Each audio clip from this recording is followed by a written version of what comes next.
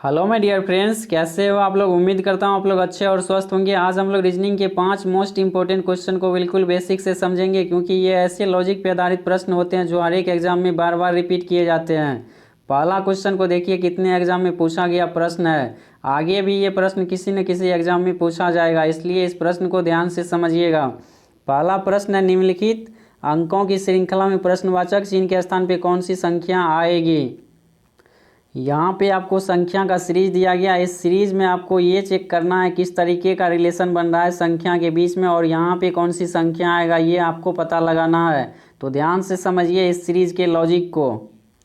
पहला संख्या है 6। 6 आएगा कैसे उसको समझिए। 2 का अगर कर दे क्यूब तो कितना आ जाएगा, 8 आ जाएगा। 8 में से माइनस का 2 करेंगे तो कितना आ जाएगा, 6 आ जाएगा। इसके बाद देखिए अगली संख्या है 24। 24 कैसे आएगा उसको समझिए। 3 का अगर क्यूब कर दें तो कितना आ जाएगा, 27 आ जाएगा। 27 में से माइनस का 3 करेंगे तो कितना आ जाएगा, अब 24 आ जाएगा। इसके बाद अगली संख्या है 60। 60 कैसे आएगा उसको समझिए। 4 का अगर कर दे क्यूब, इसके बाद माइनस का 4 कर देंगे तो कितना आ जाएगा, 60 आ जाएगा। इसके बाद अगली संख्या है 120। 5 का अगर क्यूब कर दे, माइनस का 5 कर देंगे तो कितना आ जाएगा, 120 आ जाएगा। इसके बाद क्या आएगा उसको समझिए। यहाँ पे देखिए पहले 2 का क्यूब हुआ है, उसके बाद माइनस का 2 हुआ है, इसके बाद 3 का क्यूब, इसके बाद 4 का क्यूब, इसके बाद 5 का क्यूब हुआ है, इसके बाद 6 का क्यूब होगा। इसके बाद आगे समझिए, यहाँ पे देखिए -2 हुआ है, इसके बाद -3, -4, -5, तो आगे क्या होगा, -6 होगा। यानी 6 का क्यूब करना है, इसमें से -6 करना है। 6 का क्यूब आप लोगों को पता होनी चाहिए 216 होता है। इसमें से -6 करेंगे कितना आ जाएगा, 210 आ जाएगा। इस क्वेश्चन का राइट आंसर ऑप्शन नंबर क्या हो जाएगा, राइट इसका ऑप्शन नंबर इसका बी हो जाएगा राइट आंसर। उम्मीद करता हूँ आप लोगों को समझ में आ गया होगा। अगला क्वेश्चन है, निम्नलिखित प्रश्न में प्रश्नवाचक चिन्ह के स्थान पे कौन सी संख्या आएगा। ये क्वेश्चन एसएससी एलडीसी एग्जाम में पूछा गया क्वेश्चन है, इसलिए ध्यान से समझिए। यहाँ पे आपको एक आकृति दिया गया, इस आकृति में संख्या दिया गया। संख्या के बीच में आपको रिलेशन चेक करना है, किस तरीके का रिलेशन बन रहा है।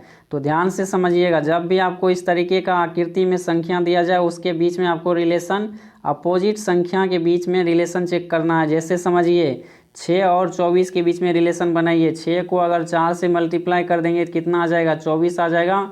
इसके बाद देखिए 2 और 8 के बीच में रिलेशन बनाइए। 2 को 4 से मल्टीप्लाई कर देंगे तो कितना आ जाएगा, 8 आ जाएगा।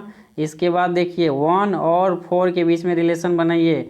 1 को अगर 4 से मल्टीप्लाई कर देंगे तो कितना आ जाएगा, 4 आ जाएगा। उसी तरीके का रिलेशन हमें यहाँ पे संख्या आपको दिया गया है 3, और 3 के अपोजिट में कौन सा संख्या आएगा ये हमें फाइंड आउट करना है। तो 3 को आपको क्या करना है, 4 से मल्टीप्लाई कर देना है। क्यों करना है, क्योंकि हर एक संख्या में 4 का मल्टीप्लाई करके लिखा गया है। उसी तरह 3 में 4 से मल्टीप्लाई करेंगे कितना आ जाएगा, 12 आ जाएगा। इस क्वेश्चन का राइट आंसर ऑप्शन नंबर क्या हो जाएगा, इसका right answer option number C हो जाएगा इस क्वेश्चन का सही आंसर। अगला क्वेश्चन को देखिए और उसको ध्यान से समझिए।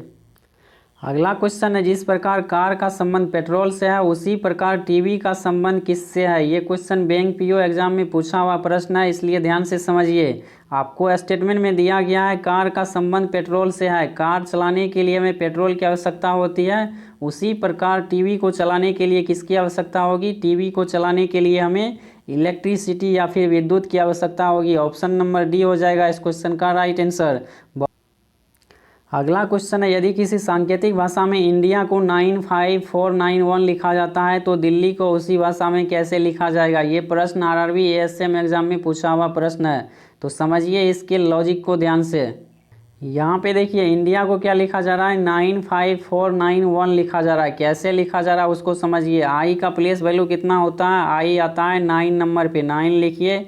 इसके बाद है एन, एन कितने नंबर पे आता है, एन आता है 14 नंबर पे। यहाँ पे समझिए एन आता है 14 नंबर पे, लेकिन इन दोनों डिजिट को आपस में जोड़ेंगे तो कितना आ जाएगा, 1 प्लस का 4 करेंगे तो 5 आ जाएगा, जो कि 5 लिखा गया है। यहाँ पे देखिए 5 लिखा गया है, तो इसके लिए एन के लिए कोड आ जाएगा 5। इसके बाद है डी, डी का प्लेस वैल्यू कितना होता है, डी आता है 4 नंबर पे, तो 4 लिखना है। फिर आई है, तो आई कितने नंबर पे आता है, 9 नंबर पे आई आता है, तो 9 लिखना है। फिर उसके बाद ए है, तो ए आता है 1 नंबर पे, यही लिखा गया है यहाँ पे। देखिए 95491 लिखा गया है। ठीक इसी तरीके का रिलेशन यहाँ पे जो आपको लेटर दिया गया, इन लेटर के प्लेस वैल्यू को लिख करके फाइंड आउट करना है। तो डी का प्लेस वैल्यू होता है 4, तो 4 लिखिए। ई आता है 5 नंबर पे, 5 लिखना है। एल आता है 12 नंबर पे, लेकिन इसको सिंगल डिजिट में लिखना है, तो क्या करेंगे 1 प्लस का 2 करेंगे। कितना लिखेंगे इसको 3 लिखेंगे। तो एल के लिए कोड आ जाएगा 3। इसके बाद है एच, एच का प्लेस वैल्यू होता है 8। इसके बाद है आई, आई आता है 9 नंबर पे, तो यही हो जाएगा इसका राइट आंसर 4 5 3 8 9। तो ऑप्शन नंबर कौन सा हो जाएगा इसका right answer? Option number D हो जाएगा इस क्वेश्चन का राइट आंसर। अगला क्वेश्चन को देखिए और उसको ध्यान से समझिए। अगला प्रश्न है, यदि एटी बराबर 20 और बैट बराबर 40 हो तो कैट किसके बराबर होगा? ध्यान से समझिएगा। एटी को कितना लिखा जा रहा है? 20 लिखा जा रहा है। बैट को कितना लिखा जा रहा है? 40 लिखा जा रहा है। कैट को कितना लिखा जाएगा ये हमें पता लगाना है। तो ध्यान से समझिए इस क्वेश्चन को। यहाँ पे देखिए एटी को कितना लिखा जा रहा है? 20 लिखा जा रहा है। ये कैसे लिखा जा रहा है उसको समझिए। ए का प्लेस वैल्यू होता है 1। इसके बाद है टी, टी आपको पता होनी चाहिए 20 नंबर पे होता है। इन दोनों को आपस में मल्टीप्लाई कर देंगे तो कितना आ जाएगा? 20 आ जाएगा। इसके बाद देखिए यहाँ पे बैट को कितना लिखा जा रहा है? बैट को 40 लिखा जा रहा है। तो आपको पता होनी चाहिए बी का प्लेस वैल्यू होता है 2। इसके बाद है ए आता है 1 नंबर पे। इसके बाद है लेटर टी, तो टी का प्लेस वैल्यू होता है 20। इसको मल्टीप्लाई करेंगे कितना आ जाएगा? 40 आ जाएगा, जो कि संख्या के रूप में यहाँ पे 40 लिखा गया है इसको। इसी तरीके का रिलेशन यहाँ पे जो आपको वर्ड दिया गया है इसके बीच में बनाना है। तो सबसे पहला लेटर है इसमें सी, तो सी आपको पता होनी चाहिए 3 नंबर पे आता है। ए आता है 1 नंबर पे। इसके बाद लेटर है टी, टी आता है 20 नंबर पे। सबको मल्टीप्लाई करेंगे कितना आ जाएगा? 60 हो जाएगा इस क्वेश्चन का right answer. Option number C हो जाएगा करेक्ट आंसर। उम्मीद करता हूँ आप लोगों को सारे प्रश्न अच्छी तरह से समझ में आ गया होगा। मिलते हैं हम लोग अगले क्लास में बेहतरीन क्वेश्चन के साथ। तब तक के लिए चैनल पे नया है तो चैनल को सब्सक्राइब कर लीजिए और वीडियो को लाइक एंड शेयर कीजिए।